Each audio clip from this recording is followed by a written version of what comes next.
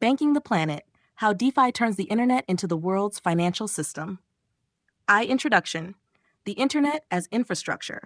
For most of human history, markets were defined by geography. Trade was bounded by distance, trust was enforced through institutions, and financial systems grew alongside the nation-states that governed them. But over the past few decades, a quiet revolution has been underway, one that transcends borders, languages, and regimes. That revolution is the Internet. The Internet began as a communication network. Then it became a platform for commerce. Now it's becoming something far more profound: a global economic substrate capable of hosting not just interactions, but entire financial systems. It is the first infrastructure in human history with the ability to reach all 8 billion people without the need for physical intermediaries or political permission. Yet one critical layer has been missing: finance. While content, communication, and commerce have gone digital, finance has remained largely shackled to legacy institutions and fragmented national frameworks. Banking is still built on borders, but that's changing. With the advent of decentralized finance, DeFi, the Internet is gaining a financial nervous system. Protocols, not banks, are beginning to power lending, saving, trading, and insurance. And with the rise of digital currencies like Bitcoin, stablecoins, and tokenized assets, the Internet now has the beginnings of its own monetary layer. This exposition will explore how DeFi, in concert with Internet-native currencies, is transforming the Internet into the world's first truly borderless financial system, one capable of banking not just the unbanked, but the entire planet. Section 2, the total addressable market is Earth.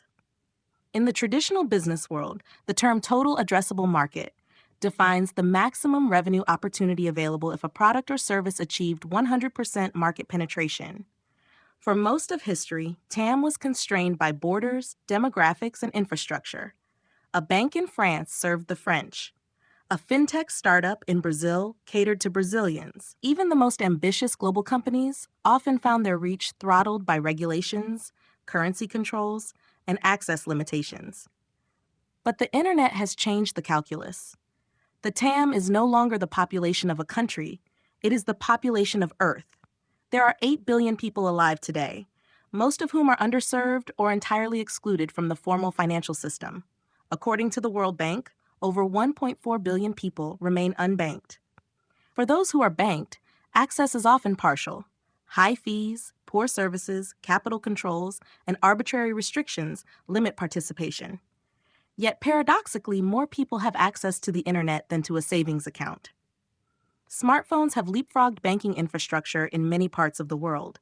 In regions like Sub-Saharan Africa and Southeast Asia, mobile money became the first meaningful financial tool for millions.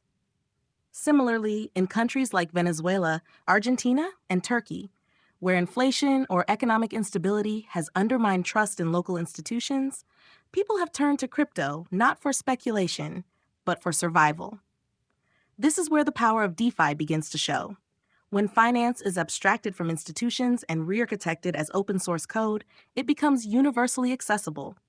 Anyone with a smartphone and a connection can now spin up a digital wallet, access a global pool of liquidity, and transact in stable currencies, all without asking permission. Traditional finance was constrained by what it could build on top of geography. DeFi is constrained only by what it can build on top of protocol. In a world where the total addressable market is Earth, the question isn't who gets access, it's what will serve them best. 3. Digital currencies: the race to become the currency of the Internet. If the Internet is becoming a global economic layer, it needs a native unit of value, a currency of the Internet. But unlike the analog world, this isn't something that can be dictated by a central bank or enforced by fiat. On the Internet, adoption is bottom-up, not top-down. The winning currency won't be chosen, it will be used into existence. There are 3 main contenders in this race, each representing a different philosophy of value. Bitcoin BTC, the original decentralized money: scarce, permissionless, censorship-resistant, and deflationary by design. Bitcoin acts more like digital gold, a store of value that isn't tied to any state, capable of being held and transferred peer-to-peer anywhere on Earth. Stablecoins, e.g. USDC, USDT, PAXG, tokens pegged to real-world assets like the US dollar or gold. These offer price stability, which makes them practical for everyday transactions and a bridge for users accustomed to fiat currencies. Despite being centralized at the issuance level, stablecoins run on open rails and are already transacting billions daily across borders. Tokenized assets, e.g., gold-backed tokens like PAX-G or real-world assets on-chain. These represent real-world stores of value in token form, allowing users to hold and transact with traditionally illiquid or inaccessible assets without the middlemen. The key differentiator of internet-native currencies isn't just programmability or efficiency, it's network effects. Every user, wallet, exchange, DAO, and dApp that supports a token adds gravitational pull. The more interoperable and widely accepted a currency becomes, the more likely it is to become the default medium of value across the digital economy.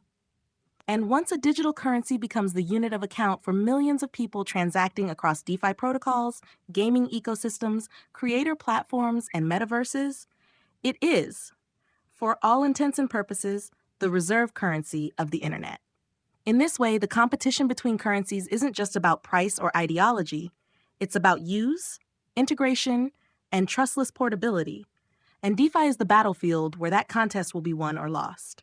This content is brought to you by Bobby Giggs. Promote your brand here and reach a wide audience across platforms like YouTube, Instagram, and Facebook. Follow the links in the description to get started. Section 4, DeFi, the protocol layer that banks the world. If digital currencies are the lifeblood of the internet economy, then DeFi protocols are its circulatory system, moving capital, allocating risk, providing yield, and underwriting the trust layer once monopolized by banks. At its core, DeFi is about turning financial services into open source code. Functions that once required office buildings, employees, legal contracts, and regulatory licenses are now performed by smart contracts, transparent, auditable, and executable by anyone with an internet connection. Here's what that looks like in practice. Lending and borrowing, e.g. Aave Compound. Users deposit assets into liquidity pools and earn interest. Others borrow from those pools by posting collateral. No credit score, no application, just collateralized trust in code. Trading and exchange, e.g. Uniswap Curve. Decentralized exchanges, DXs, allow anyone to swap assets peer-to-peer without intermediaries. Liquidity is provided by users, not market makers. Price discovery is algorithmic, not centralized. Stablecoin minting and saving, e.g. MakerDAO, Spark, Liquidity. Collateralized debt positions mint stable currencies like DAI, giving users access to dollar-equivalent assets without needing to ever touch a bank. Staking and yield, e.g. Lido, Yearn. Users earn yield on digital assets by staking them into networks or automated strategies. No account managers, no term sheets, just algorithmic yield flows. Insurance, e.g. Nexus Mutual, Insurace. Risk is underwritten by decentralized pools, not traditional insurers. Claims are voted on by token holders or verified by on-chain oracles. This system is radically composable.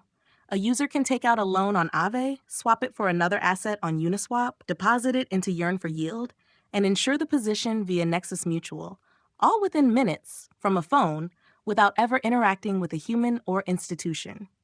In DeFi, your wallet is your bank account, your private key is your identity, and your network of protocols is your financial services provider. And unlike traditional finance, which excludes by default and onboards by exception, DeFi includes by default. If you're connected, you're in. This is not just a technological leap, it's a philosophical one. Where banks hoard control, DeFi distributes it. Where institutions enforce borders, protocols erase them. DeFi doesn't just bank the unbanked, it replaces the bank entirely. Section 5, Friction versus Flow. Why DeFi outcompetes traditional finance. To understand the rise of DeFi, you don't need to start with ideology. You can start with simple mechanics. Traditional finance is defined by friction, time delays, 3 to 5 business days, geographic restrictions, KYC by jurisdiction, high overhead, branches, staff, compliance layers, fragmented access, closed banking networks, intermediaries, settlement layers. DeFi flips the script by optimizing for flow. Transactions clear in minutes or seconds globally. Protocols operate 24/7, 365 with no downtime. Access is permissionless and open source. Settlement is instant, final, and on-chain. Where legacy systems are designed around intermediaries, DeFi is designed around interoperability. This creates a fundamentally different experience for the end user. Let's compare. In the traditional system, opening a bank account requires documentation, in-person verification, proof of address, and often days or weeks of processing time.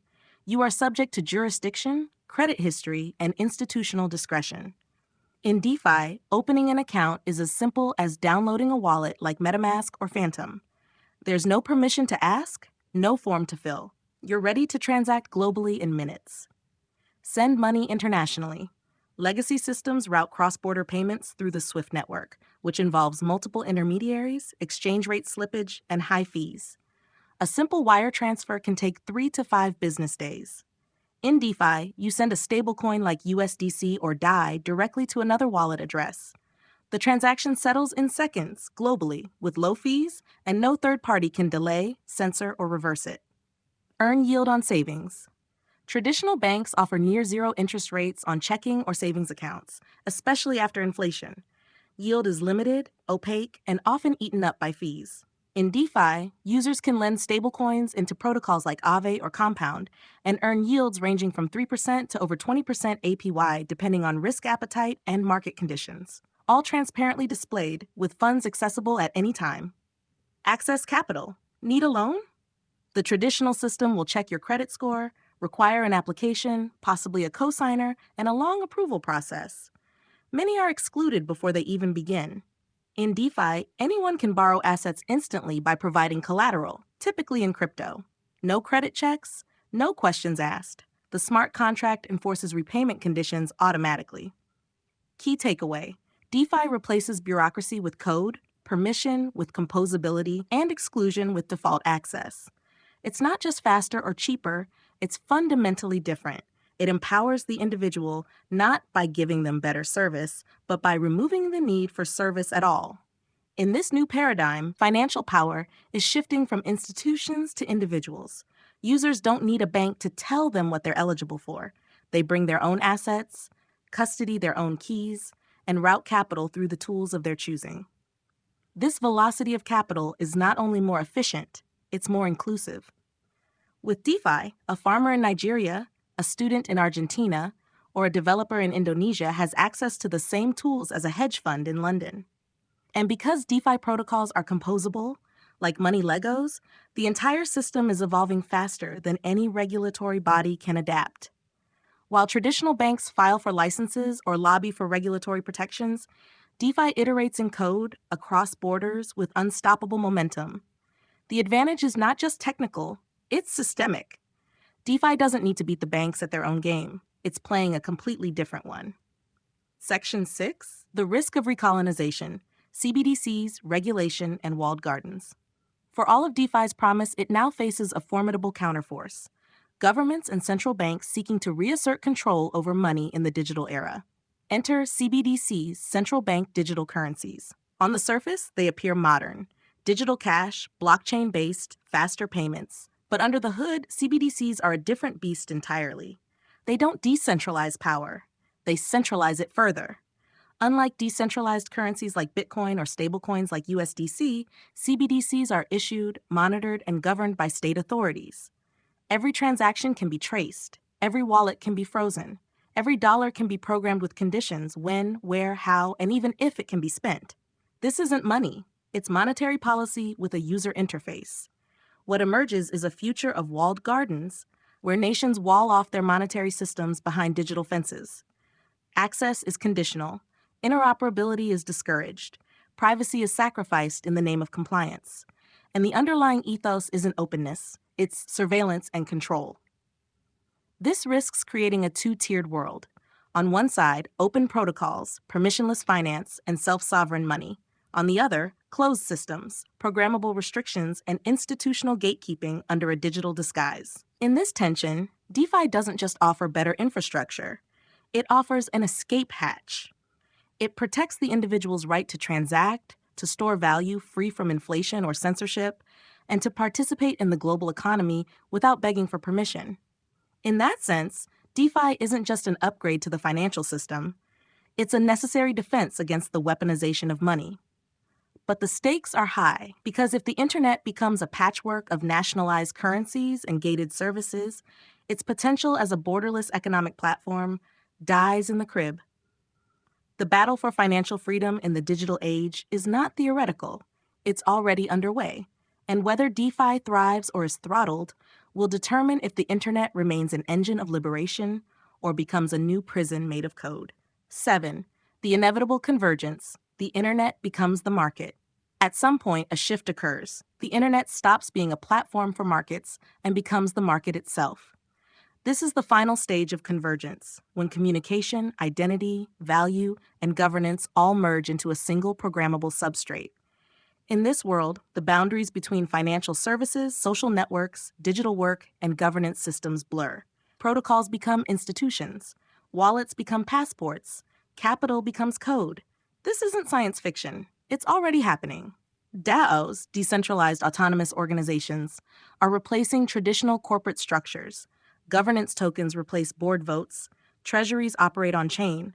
Labor, compensation, and ownership are coordinated through transparent protocols. Digital identity layers, like ENS or WorldCoin IDs, are enabling users to transact across dApps without relying on centralized credentials.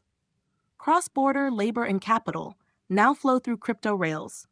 Developers in Kenya contribute to projects in San Francisco.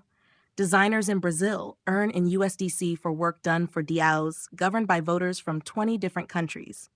This is what economic globalization looks like when it's flattened by code, not dominated by corporations or institutions. The result?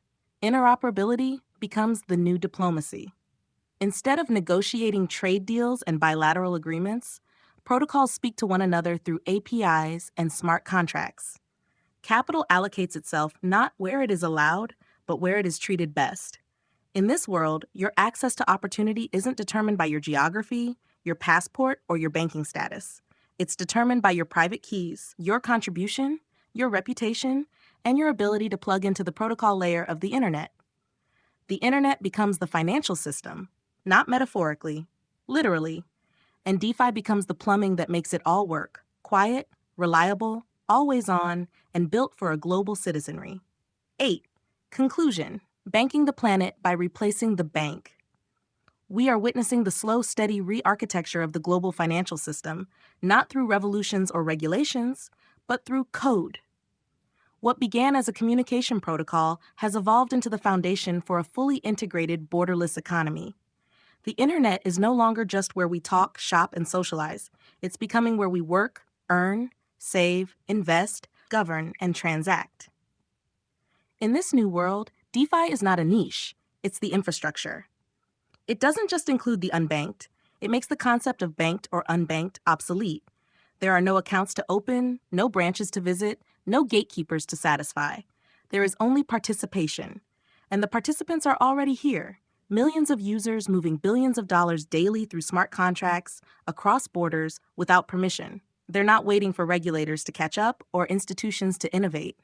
They're opting into a system that sees them, serves them, and scales with them. This isn't just a technological upgrade, it's a civilizational one. The internet is the bank, the protocol is the institution, the wallet is the identity, and the user is the sovereign. DeFi doesn't just bank the planet, it replaces the bank, so the planet can bank itself.